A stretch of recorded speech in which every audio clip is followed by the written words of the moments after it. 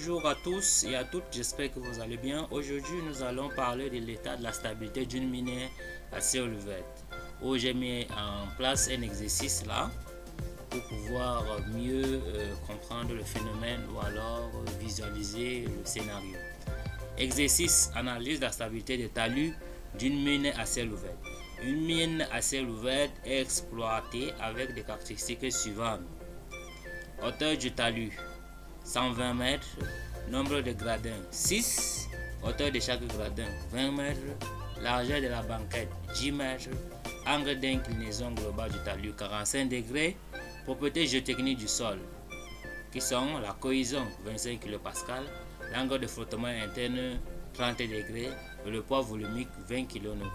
Nous sommes ici à faire un type de matériau, le schiste argile, tout simplement, où nous allons étudier son état de stabilité, tout simplement. Les objectifs, quels sont les objectifs à fournir ou alors à exécuter absolument? Calculer en 1, nous allons calculer le facteur de sécurité global du talus en utilisant la méthode de l'équilibre limite. Par exemple, la méthode de Bishop simplifié. 2. Calculer le facteur de sécurité global du talus en utilisant la méthode des éléments finis. Ou alors nous allons comparer les deux résultats pour voir quelle est la méthode la plus fiable ou alors la méthode qui sied le mieux à l'étude de la stabilité d'une telle mine. Après, nous allons identifier les zones critiques de glissement potentiel et enfin proposer des mesures de stabilisation sur le facteur de sécurité inférieur à 1,5.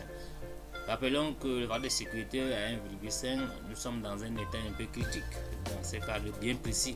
Donc il faudrait avoir un facteur de sécurité qui est supérieur à 1,5. Et là, pour être sûr que la mine est stable. Les données supplémentaires qui sont, nous allons étudier le cas où la nappe phréatique est située à 10 mètres sous la surface. Nous voyons d'une manière ou d'une autre, nous verrons l'infiltration d'eau. Comment est-ce que l'infiltration d'eau influence sur l'état de la stabilité de la mine, bien des talus miniers.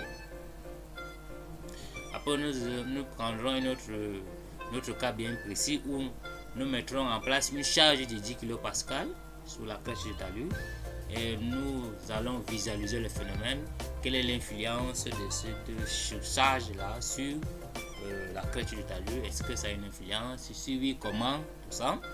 Et puis, rappelons que les sous-charges ici peuvent être les engins qui sont sur le site minier.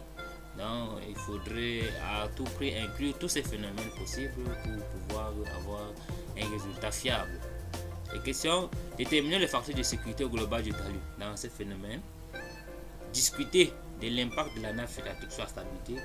Donc, on discute la présence de la nappe phréatique. Quel est donc l'apport de la nappe phréatique sur la stabilité du talus en place? Donc, on va étudier cela et puis proposer des solutions pour améliorer la stabilité si nécessaire. Donc, également, nous allons du coup notre taf, ou bien notre exercice, c'est en deux parties, en trois parties.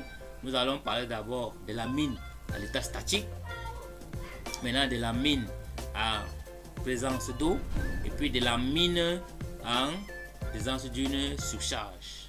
Nous allons contempler tout cela. Nous allons simuler dans le logiciel GeoStudio pour voir et visualiser tous ces phénomènes possibles. Déjà, restez scotché sur cette chaîne pour ne pas rater la correction de cet exercice qui sera traité intégralement et bien expliqué. Merci et portez-vous bien. Likez et partagez. Merci. Ciao.